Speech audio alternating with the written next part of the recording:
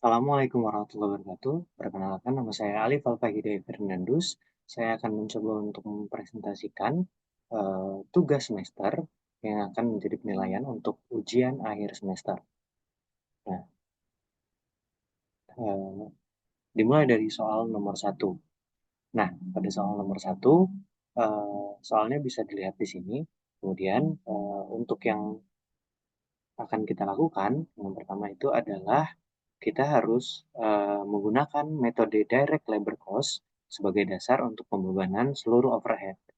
Nah, langkah yang dilakukan adalah yang pertama, kita akan mencari total direct labor cost dengan cara menjumlahkan antara direct labor cost pada elegan dan Vina dengan total yaitu 12.000.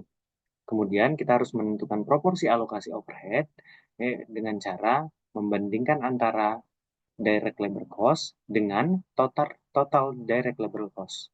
Nah, untuk elegan di 9.000 per 12.000 itu hasilnya adalah 0,75, sedangkan untuk di Vina itu adalah 3.000 dibagi dengan 12.000 dan hasilnya adalah 0,25. Langkah selanjutnya adalah kita harus mencari total overhead.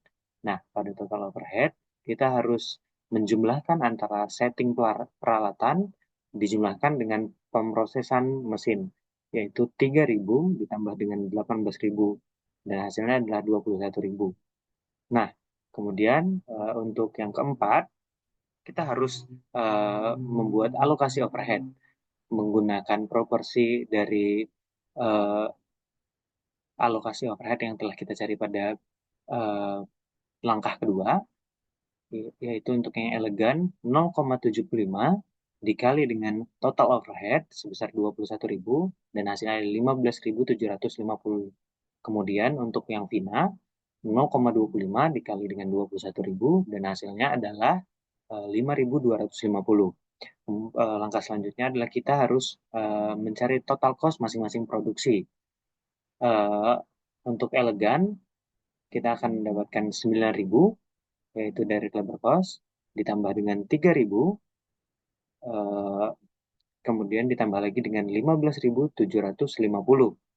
Nah, hasilnya adalah 27.750.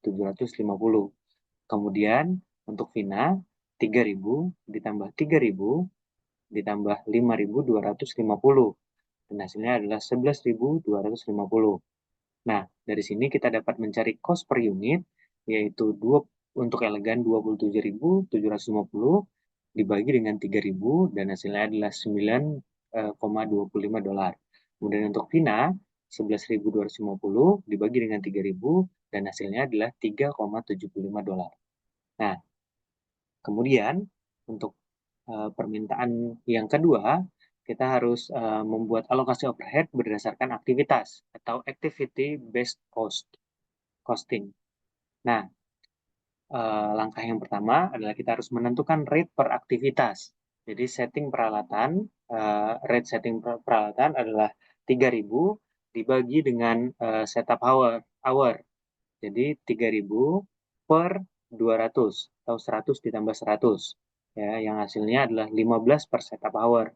Nah, kemudian untuk pemrosesan mesin rate 18.000 dibagi dengan mesin hours-nya atau 500 ditambah dengan 4.500 dan hasilnya adalah 3,60 per mesin hour. Nah, langkah selanjutnya itu adalah kita harus mengalokasikan ke masing-masing produk. Nah, untuk elegan, setup cost-nya adalah 100 dikali dengan 15 dolar atau 1.500. Kemudian untuk mesin cost ada 500 dikali dengan 3,60 yang hasilnya 1.800. Sehingga didapatkan total overhead-nya adalah 3.300. Kemudian untuk total cost-nya adalah 9.000 ditambah dengan 3.000 ditambah dengan 3.300. Hasil dari total cost-nya adalah 15.300. Sehingga cost per unitnya adalah 15.300 dibagi dengan 3.000 yang hasilnya adalah 5,10 dolar per unit. Nah, untuk yang Vina, setup cost-nya adalah 100 dikali dengan 15 dolar, hasilnya adalah 1.500. Kemudian untuk mesin cost-nya adalah 4.500 dikali dengan 3,60 yang hasilnya adalah 16.200. Kemudian untuk total overhead-nya yaitu 17.700. Kemudian dari situ kita akan mencari total cost-nya yaitu 3.000 ditambah 3.000 ditambah lagi dengan 17.700 sehingga total cost-nya adalah 23.700. Nah, berdasarkan itu kita akan mencari cost per unitnya yaitu 23.700 dibagi dengan 3.000, hasilnya adalah 7,90 dolar per unit. Nah, kemudian untuk soal kedua, kita akan membahas makalah.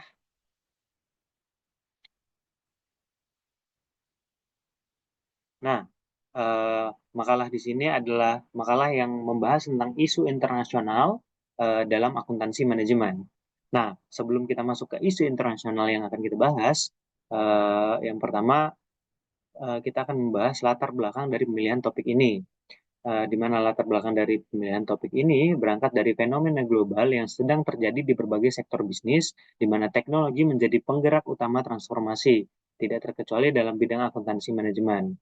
Nah, apa itu akuntansi manajemen? Akuntansi manajemen adalah bagian penting dalam sistem informasi keuangan organisasi yang digunakan untuk mendukung fungsi-fungsi manajerial, mulai dari perencanaan, pengendalian, hingga pengambilan keputusan.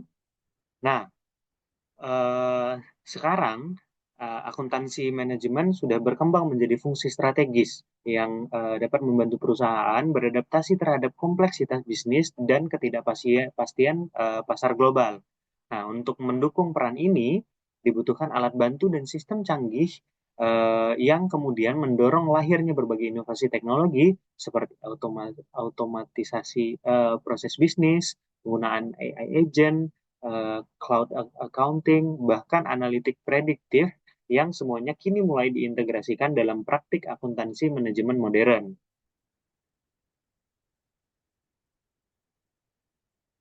Nah, eh, otomatisasi dan artificial intelligence atau yang kita kenal sebagai AI merupakan dua inovasi utama yang terus merevolusi cara kerja Departemen Keuangan dan akuntansi. Nah, AI agent dalam konteks akuntansi manajemen adalah sistem berbasis kecerdasan buatan yang mampu memproses pengambilan keputusan berbasis data.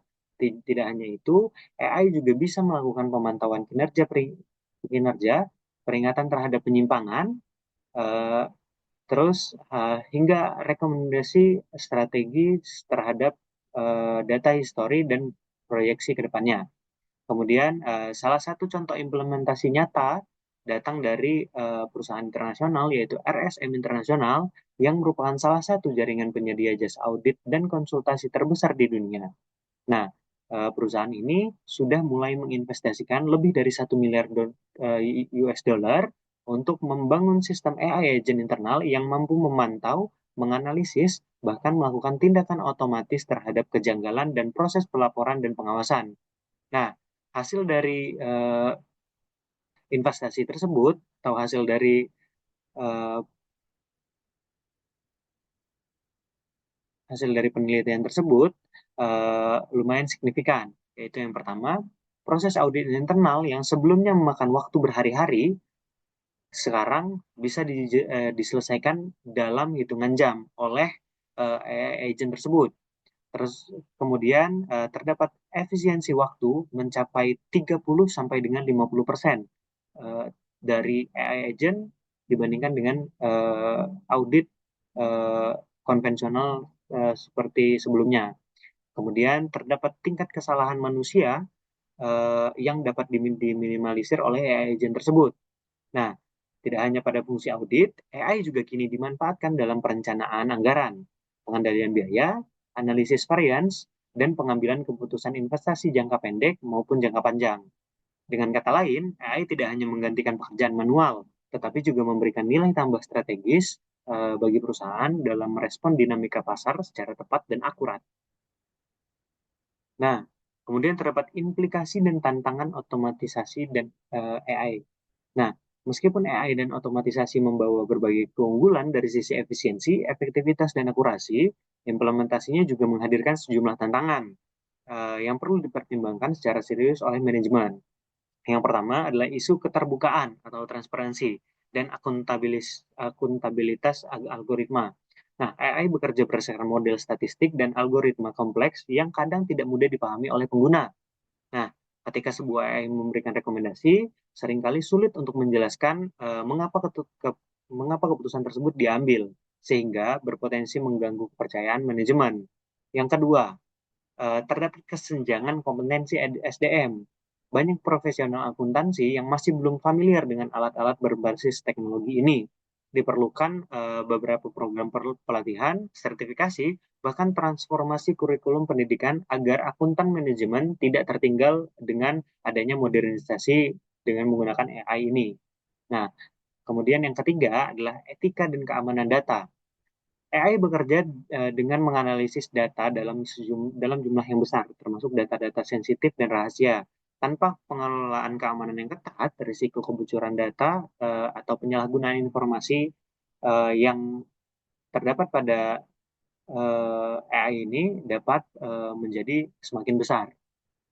Nah, ada juga implikasi dan tantangan lain eh, akibat penggunaan AI ini, yaitu ketergantungan terhadap teknologi. Semakin banyak proses yang diotomatisasi, maka semakin besar risiko yang timbul jika terjadi gangguan pada sistem AI tersebut, seperti serangan siber atau kerusakan pada sistem cloud. Oleh karena itu, penerapan AI dan otomatisasi dalam akuntansi manajemen tidak bisa dilepaskan dari strategi manajemen risiko, tata kelola yang kuat, dan penegakan prinsip etika profesi. Nah, eh, setelah itu kita akan sampai pada kesimpulan. Sebagai kesimpulan dari makalah atau soal kedua ini, dapat disimpulkan bahwa AI dan otomatisasi bukan lagi sebuah tren masa depan, melainkan kenyataan pada hari ini. Perusahaan yang berhasil mengintegrasikan teknologi ini ke dalam sistem akuntansi manajemennya akan memiliki keunggulan kompetitif yang signifikan, terutama dalam hal pengambilan keputusan yang lebih cepat dan berbasis pada data yang solid. Namun, pemanfaatan teknologi ini harus juga disertai dengan investasi dalam pengembangan kompetensi SDM, penerapan etika profesionalisme yang lebih ketat, kepatuhan terhadap regulasi global dan keamanan data, agar tidak terdapat kebocoran data yang dapat merugikan beberapa pihak lainnya. Nah, dengan pendekatan yang seimbang antara manusia dan mesin, eh, dan juga antara strategi dan teknologi, maka akuntansi manajemen dapat benar-benar menjadi pusat pergerakan internasional bisnis modern. Nah, eh, setelah itu dengan adanya otomatisasi AI ini diharapkan kita dapat memberikan sebuah inovasi baru dalam kehidupan atau dalam proses bisnis akuntansi manajemen dan menghasilkan hal-hal positif lainnya. Nah, mungkin hanya itu yang dapat saya sampaikan. Terima kasih atas perhatiannya. Saya akhiri. Assalamualaikum warahmatullahi wabarakatuh.